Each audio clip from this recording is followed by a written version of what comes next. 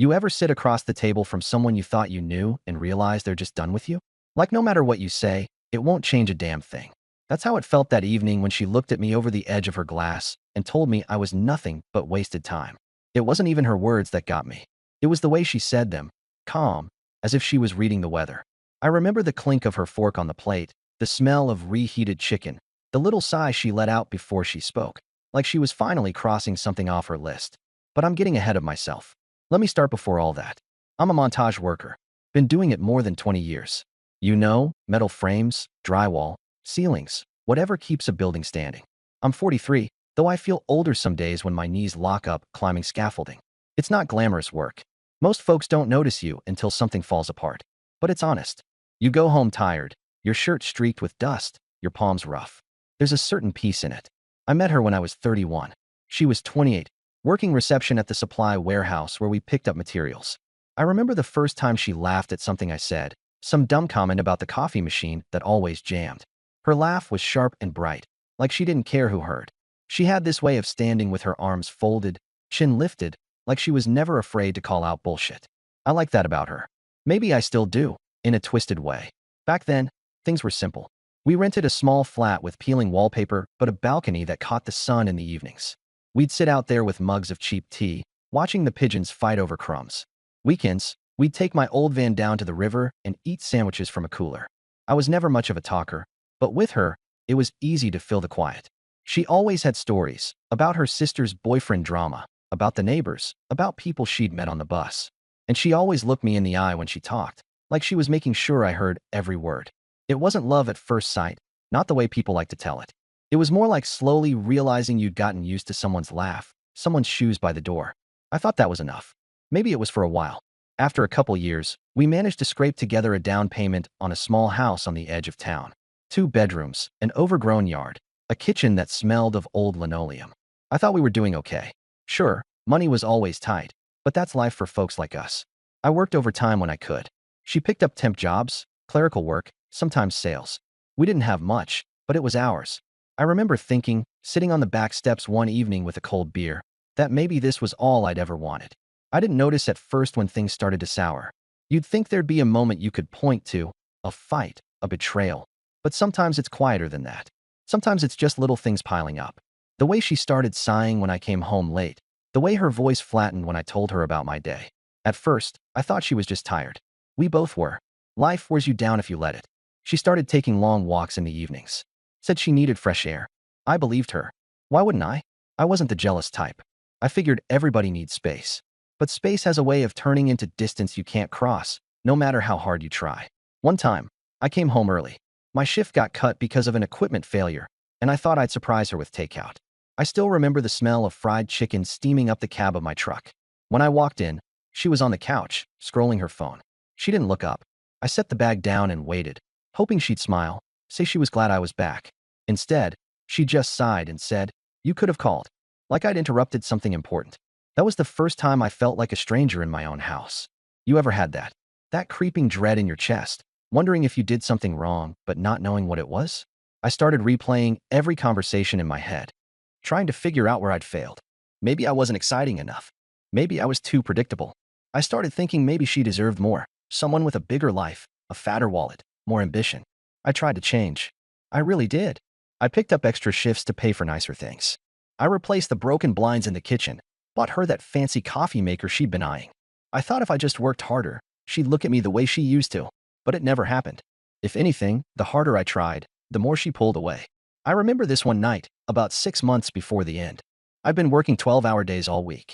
My hands were cracked, skin splitting at the knuckles. I stopped on the way home to buy flowers, nothing fancy, just some daisies and cellophane. I walked in and held them out to her.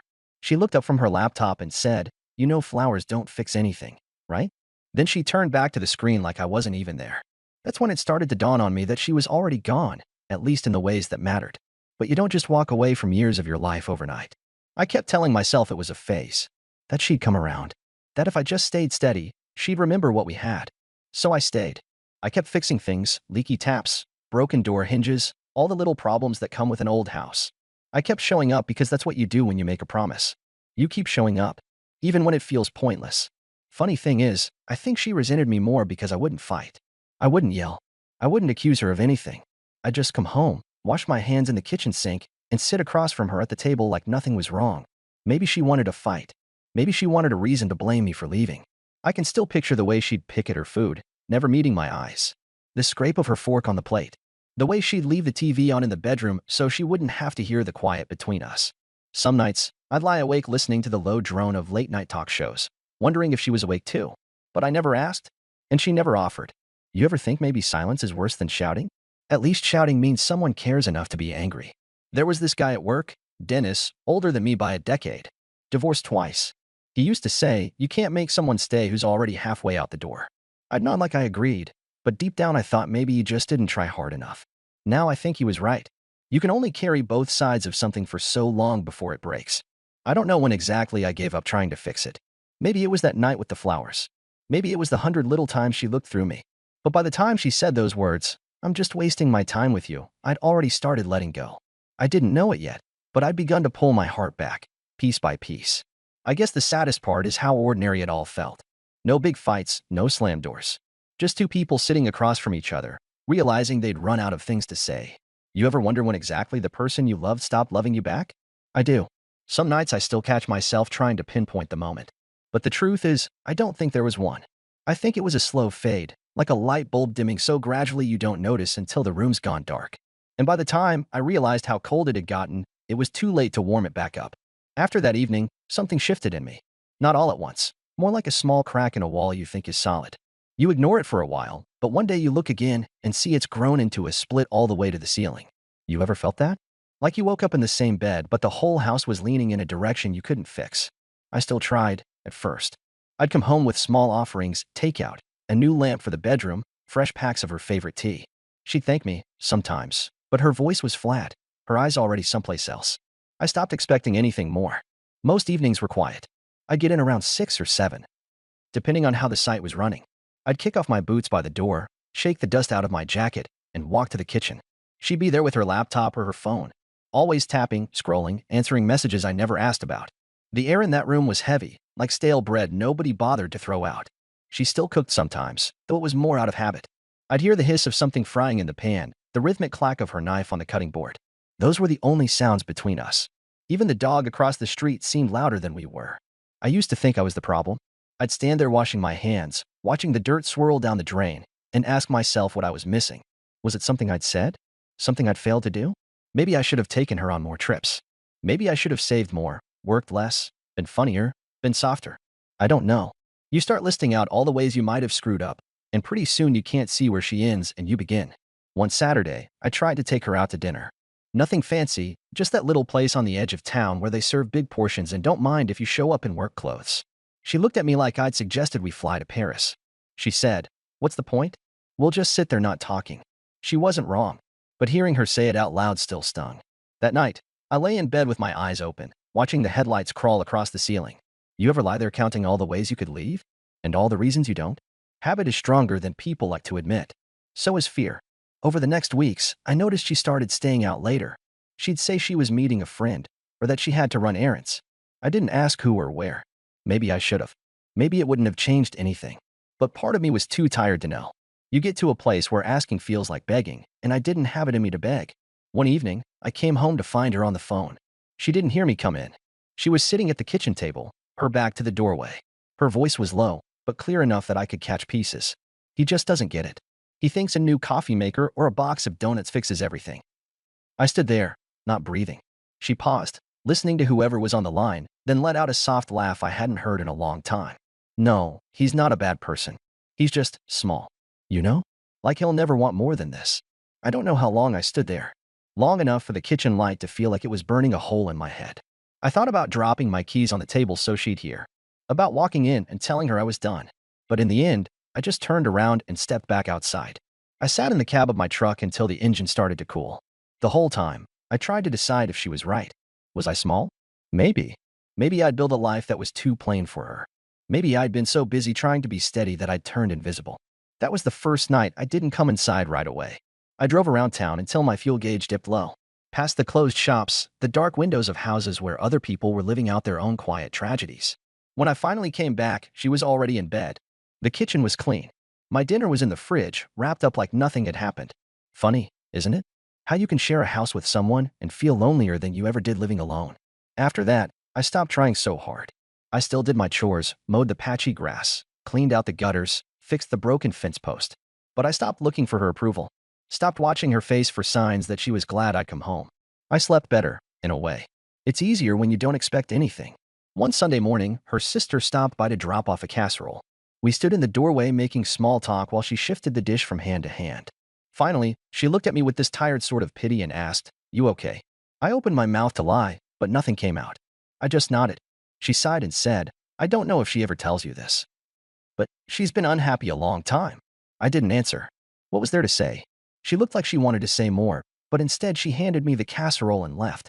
I set it on the counter and stared at it for a while. I couldn't decide if I felt angry or relieved. Maybe both. You ever had someone confirm the thing you were afraid of?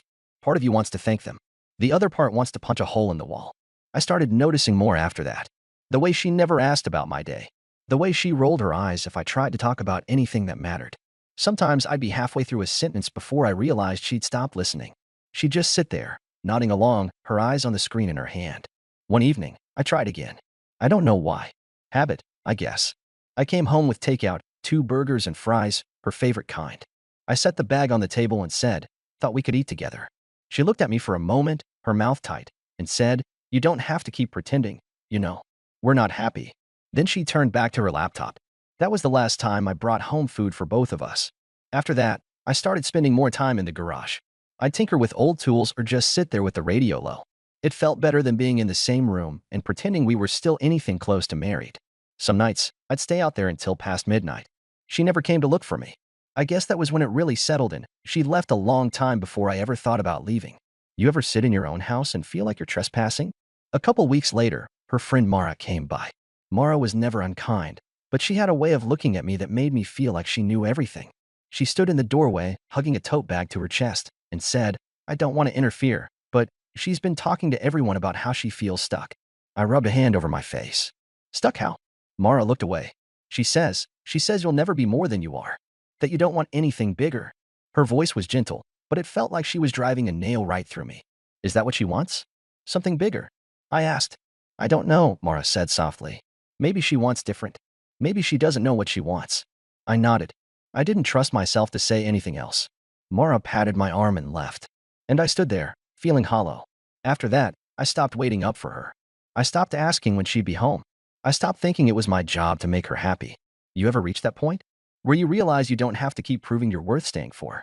After Mara left that day, I sat at the kitchen table for a long time. The casserole was still in the fridge, untouched. Her laptop was closed, her mug half full.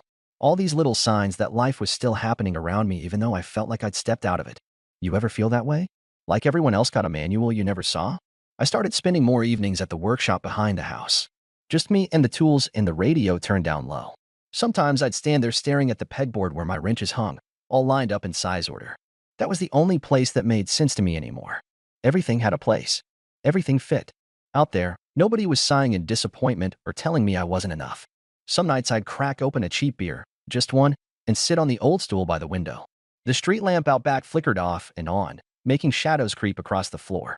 I'd listen to the wind hit the siding, think about the years we'd spent trying to build something. It should have felt like a waste, but it didn't. It just felt done. Like when you finish a job and you know there's nothing left to tighten or adjust. She still came and went like she had somewhere more important to be. I stopped asking where she was going. I stopped asking when she'd be back. The questions died in my throat before I could even form them. You get tired of hearing your own voice echo in someone else's silence. One night, I came in late from the workshop. She was sitting at the table with her phone, the kitchen light making her skin look almost pale. She didn't look up when I walked past. I opened the fridge, took out a bottle of water, closed the door. And I don't know why, but I asked, "You ever going to tell me where you go?" She kept her eyes on the screen. Out. Out where? Just out. That was it. No explanation. No apology. Just a word thrown over her shoulder like it didn't matter. I didn't press. I knew whatever she was doing, it had nothing to do with me anymore. It took me a long time to see that, but once I did, it felt like someone had lifted a weight off my chest. I still did the chores. Fixed the loose railing on the porch, cleaned the gutters, patched the spot on the ceiling where the leak had stained the plaster. Maybe it sounds stupid, but I needed to leave the house in good shape. I needed to know I hadn't just let everything rot while I was busy pretending we were okay. One Saturday morning, her phone buzzed on the counter. She was in the shower. I didn't mean to look. I swear I didn't. But when you hear your own name in someone else's text, it grabs you by the throat. Still with that small man? Thought you'd be done by now. My chest went tight. I didn't read the rest. I just set the phone down and walked out to the garage. Sat there with the door half open, the cold air creeping in. My hands were shaking, but not with anger. Not even with sadness. Just this dull, heavy knowing that whatever I'd been holding on to was gone. You ever have a moment when you stop loving someone all at once? Like a door slamming shut? That was it for me. Not her words, someone else's. Someone who didn't even know me but saw me clearer than she ever did. I stayed out there until she left the house. Didn't say a word when she walked past me. Didn't ask where she was going. I knew I'd never get the truth. I don't know if you'd call it pride or just plain stubbornness, but I wasn't going to beg her to stay. I wasn't going to ask her to explain. She'd made her feelings clear in every sigh, every turn back, every quiet insult she thought I didn't hear. A week later, I was working late on a site across town. Old warehouse being converted into offices. It was past 9 when I finally packed up my tools.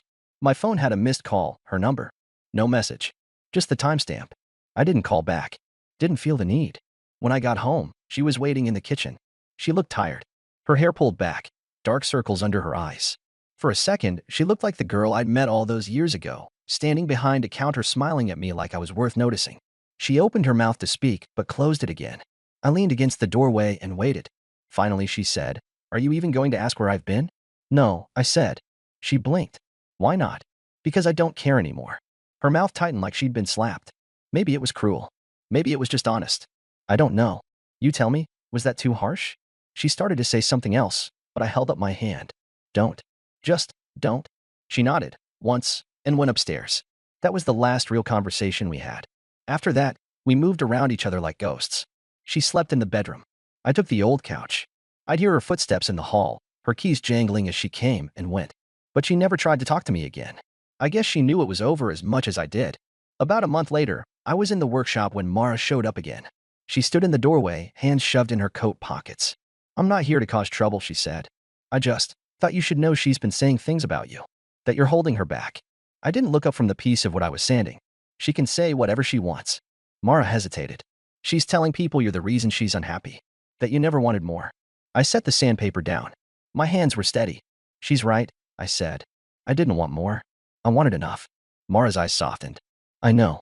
That's why I'm here. You deserve better than this." I didn't answer. There wasn't anything to say. She gave me a sad sort of smile and left me there in the quiet. That night, I sat in the workshop long after the radio had gone silent. I thought about all the years I'd spent trying to be enough for her, about how small I'd let myself feel. And for the first time in a long time, I didn't feel ashamed. I just felt tired. You ever get so tired you can't even remember what it felt like to care? In the morning, I packed her a suitcase. Not in anger, just in acceptance. I folded her clothes neatly, set aside the things I knew she'd want. When she came downstairs and saw it by the door, she didn't say a word. Just looked at me with that flat expression that used to make my heart twist. Now it didn't feel like anything. I poured myself a cup of coffee, the cheap kind that smells more like burnt paper than anything. She stood there for a long time, like she was waiting for me to stop her. I didn't. Finally, she picked up the handle of the suitcase. "So that's it?" she asked. I looked at her over the rim of my mug. "Yeah," I said. "That's it." She opened her mouth, closed it, and walked out. I watched from the window as she loaded the bag into the back of her car. She didn't look back. When the engine started, I felt a small relief I didn't expect. Like I'd been holding my breath for years and could finally let it go. You ever wonder how something can end so quietly? No shouting, no slamming doors. Just two people who stopped being anything to each other. After she was gone, I went through the house room by room. It felt different already. Lighter. Like someone had opened a window. I picked up her mug from the table, washed it, set it aside. Later, I carried the trash out to the bin, the cold air stinging my face. That night, I slept in the bedroom again. It smelled like her perfume, faint but still there. I lay there with my hands folded on my chest, staring at the ceiling, waiting for regret to come. It never did. The next morning felt like any other at first. The sun came through the blinds in thin stripes, lighting up the spots on the wall where the paint was peeling. The radiator ticked and groaned like it always did. But when I rolled over, the other side of the bed was cold and empty. I lay there a minute, waiting to feel something. Panic, sadness, relief. Maybe all of them at once. But all I felt was tired. Just that bone-deep tired that comes when you've run out of ways to pretend. I got up and made coffee. 2 cups. Out of habit. Then I remembered she wasn't there to drink hers. I poured it down the sink.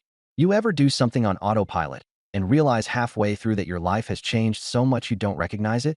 The kitchen was quiet in a way I hadn't heard in years. No sound of her spoon clinking against the mug. No shuffle of her slippers across the tile.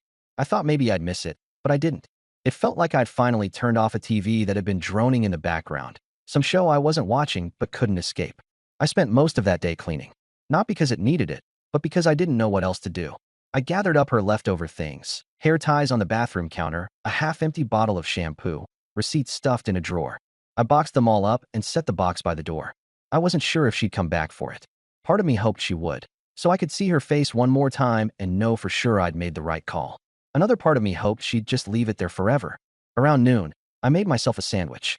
The bread was stale, the mayonnaise close to turning. I ate it anyway, standing at the sink. I looked out the window over the backyard, watched the neighbor's cat stalking a sparrow in the grass. I wondered if the cat ever felt trapped the way I had, wanting something it couldn't quite reach. Maybe not. Animals are simpler. They don't waste time on hope. That evening, I called into work and took a couple days off. I told my supervisor I had personal matters to sort out. He didn't ask questions. I think he could hear in my voice that it wasn't up for discussion. The second day was worse. You ever notice how the first day after something big feels almost easy, like your brain hasn't caught up yet? It's the second day that gets you. That's when you start replaying everything, picking over every word you said and wondering if you could have fixed it. I sat in the workshop most of the day, radio off, just listening to the creak of the rafters. Every once in a while, I'd catch myself thinking, maybe she'll call. Maybe she'll come back and say she was wrong. And every time, I'd shake my head and remind myself that even if she did, I wouldn't open the door. It's a strange thing, realizing you've spent years loving someone who didn't really see you. I don't mean she hated me. She didn't. It was worse than that. She stopped caring enough to hate. I'd rather have had her scream at me, call me names, throw things. At least then I'd know she still felt something. But her silence was worse. Like I'd already disappeared and just hadn't caught on yet. 3 days after she left, Mara called. I almost didn't pick up, but I was tired of avoiding everything. Hey, she said when I answered. Her voice was careful, like she wasn't sure how I'd take hearing from her. Hey, can I come by? I hesitated. Why? I just wanted to see how you were holding up. Part of me wanted to tell her not to bother. But another part, the part that was tired of the quiet, said yes. Sure. Come over. She showed up half an hour later with a paper bag of pastries and a bottle of cheap red wine. She set them on the kitchen table and sat across from me. For a while, neither of us said anything. She just looked at me, her eyes softer than I expected. You look worn out, she finally said. I huffed a laugh. Feel worse. I'm sorry, she said. For everything. You didn't do anything. I know. But I should have said something sooner. She was never going to be happy here. Not with you. Not with anyone. I studied her face. How long have you known? Mara looked down at her hands. Long enough. I nodded. Figures. She looked back up. You weren't the problem. Doesn't feel that way. I know, she said quietly. But it's the truth. We sat there a long time, the light in the kitchen turning from afternoon gold to that dim blue you get right before dusk. I didn't feel better, exactly. But it helped to hear someone say it out loud. That I wasn't imagining it. That I hadn't failed just because I couldn't make her stay. You ever need someone else to tell you you're not crazy? Before Mara left, she touched my hand. Not in a romantic way, just human. Like she wanted me to know I wasn't alone. I didn't realize how much I needed that until she did it. After she was gone, I poured a glass of that wine and sat out on the back steps. The air was cold enough to sting my skin, but I stayed out there anyway. I thought about all the little ways I'd tried to hold things together. The dinners. The flowers. The nights I'd lain awake wondering what I'd done wrong. And I finally understood none of it mattered. Some people are just looking for a reason to go, and when they can't find one, they invent it. I slept better that night than I had in years. The next morning, I went back to work. The site was muddy from rain, the scaffolding slick under my boots. I liked it that way. The work didn't care what was happening in my house. It just needed doing. I spent the day tightening bolts, measuring beams, listening to the crew curse and laugh like always. By quitting time, I felt more like myself than I had in months. You ever feel like you only exist when your hands are busy? After work, I stopped by the grocery store. For the first time, I didn't buy anything for her. Just bread, eggs, a 6-pack of cheap lager. The checkout girl asked if I wanted a receipt. I told her no. Small thing, but it felt like closing a door. The house was quiet when I got back. Still smelled like her perfume in the hallway, faint and sweet. I knew it'd fade eventually. Everything does. That weekend, I opened the windows and let the cold air blow through. I washed the curtains, changed the sheets, cleaned the bathroom top to bottom. It felt like scrubbing her out of my life, one room at a time. You ever stand in a house that finally feels like yours again? Like you're not sharing it with a ghost? Mara came by again a week later. She didn't knock, just tapped the door with her knuckles and let herself in. I was at the kitchen table, sorting through bills. Hey, she said. Hey. She looked around. Looks different in here. Cleaner, I said. She smiled a little. You okay? I'm getting there. Mara sat across from me, folding her hands. You know, you don't have to be alone all the time. I looked at her carefully. I'm not ready for anything. I didn't say you had to be, she said softly. Just, you don't have to be alone. That stuck with me after she left. I wasn't sure what she meant, exactly. Maybe she didn't, either. But it felt good to have someone say it. Later that night, I sat on the back steps again. The air smelled like damp leaves. I thought about all the things I believed about marriage, that if you worked hard enough, if you were patient enough, it would always be worth it. Now I wasn't so sure. Maybe sometimes it just ends, no matter how much you put in. You ever think maybe that's okay? That it doesn't mean you failed, just that you were finished? The days started to run together after that. Work, home, sleep. But it didn't feel empty the way it had when she was here. The house felt like it was mine again. My boots by the door, my tools stacked neat in the corner, my jacket on the hook. No more wondering if I'd said something wrong. No more listening for the front door to open late at night. Just quiet. You ever forget how good that feels? I'd see Mara sometimes. She'd drop by with groceries she said she picked up by mistake, or a casserole she claimed she'd made too much of. I knew she was checking on me. Maybe she didn't trust one was holding together as well as I claimed. But I was. More than she probably guessed. One evening, about a month after my wife left, Mara came over again. This time she didn't bring anything. Just herself. She stood in the doorway, her hands deep in her coat pockets, and looked at me like she was trying to decide something. You mind if I come in? She asked. Of course not, I said, stepping aside. She walked into the kitchen, looked around at the clean counters, the new tablecloth I'd bought to replace the one my wife had always hated. Looks better in here. Feels better, I said. Mara nodded. Good. I motioned for her to sit. She hesitated, then pulled out a chair. For a while we didn't say much. Just sat there, the old clock on the wall ticking steady between us. You know, she said finally, she always thought you'd never leave. I looked at her, surprised. I didn't leave. You did, Mara said gently. You just didn't walk out the door first. I thought about that. Maybe she was right. Maybe I'd started leaving a long time ago, when I stopped trying to fix something that couldn't be fixed. Mara looked down at her hands. I'm sorry if this is out of line, but I think you deserved better than the way she treated you. I didn't know what to say to that. So I just nodded. You were always steady, she went on. She needed someone who made her feel like life was more exciting. But steady isn't a bad thing. Some people spend their whole lives wishing for it. Yeah, I said, voice rougher than I wanted. Well, she got what she wanted. Mara's eyes met mine. And what about you? I let out a slow breath. I don't know yet. She smiled, small and a little sad. That's okay. You ever have someone say something so simple it feels like a relief? After she left that night, I sat in the kitchen a long time. The house was quiet. The lights over the sink made a soft hum. For the first time in years, I didn't feel like I was waiting for anything. Not her to come home. Not some apology I'd never hear. Not some feeling that I'd been right all along. Just nothing. And nothing, it turned out, was peaceful. A week later, her sister showed up to get the last of her things. She knocked, polite, and stood on the porch shifting her weight. She asked me to pick these up, she said, nodding toward the box by the door. I opened the door wider. Sure. She stepped inside, her eyes flicking around the room. You doing okay? Yeah. She's moved in with someone, her sister said carefully, like she thought it would hurt me. I nodded. Figures. She wanted you to know she's sorry. I looked at her, feeling nothing. Tell her not to bother. Her sister's eyes softened. You're a good man. I shrugged. Didn't help much. She didn't argue. Just picked up the box and left. I watched her car drive away, the taillights disappearing around the corner. When the street was empty again, I closed the door and locked it. That evening, I took my dinner out back to the steps again. Just a bowl of soup and a piece of bread, but it tasted better than anything I'd eaten in months. The cold air made my cheeks sting, and for once, I was glad for it. I felt awake.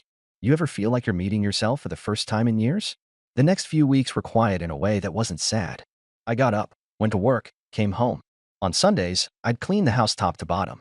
It wasn't because I was expecting company. It was just mine again, and I wanted it to feel right.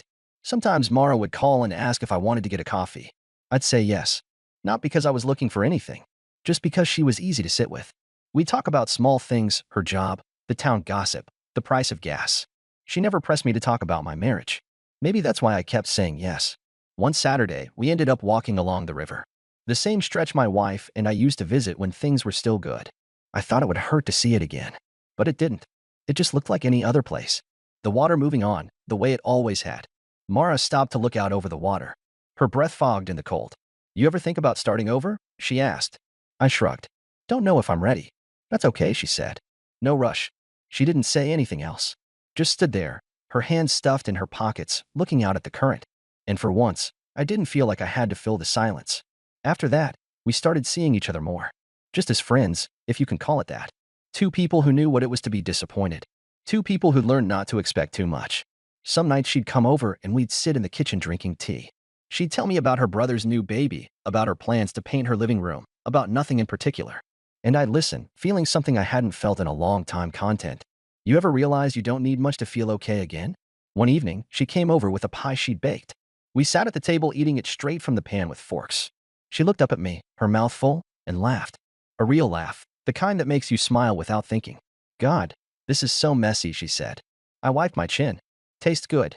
She looked at me, her expression softer than I'd ever seen. You look better, she said. I feel better. She nodded. I'm glad.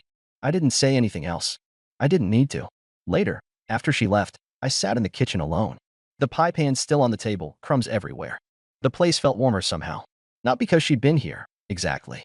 Just because I wasn't waiting for anything anymore. You ever think maybe that's all you can ask for? Not happiness. Just peace. A couple months passed like that. Work. Small visits. Quiet nights. I started to realize that the life I'd thought was over hadn't ended, just changed shape. And maybe that was okay. One morning, I woke up and the house felt different. Like the last traces of her had finally left. No more perfume in the closet, no more toothbrush by the sink. Just my things. My space. I stood there in the doorway of the bedroom, breathing in the emptiness. And for the first time, I felt free. That Sunday, I ran into Mara at the grocery store. She was in the produce aisle, holding a bunch of green onions. Hey, she said, smiling. Hey. She looked me over, like she was checking to see if I'd slipped back into something. But I hadn't. I was okay. You look good, she said. Thanks. You doing anything later? I thought about it. No plans. Want to come by? I'm making stew. I nodded. Yeah, I like that. She smiled, soft and real. Good. We didn't say more. Didn't need to. That evening, I sat at her table, eating stew that tasted like home. She talked about her week, and I listened. The quiet between us wasn't heavy, just easy. You ever sit across from someone and feel like maybe, just maybe, there's still something worth looking forward to? When I went home that night, I didn't feel sad. I didn't feel angry. I just felt okay. And that's all I wanted. Life doesn't always give you neat endings. Sometimes it just gives you a chance to start again. No promises. No guarantees. Just the choice to stop holding on to something that was never coming back. You ever think that's enough? I do.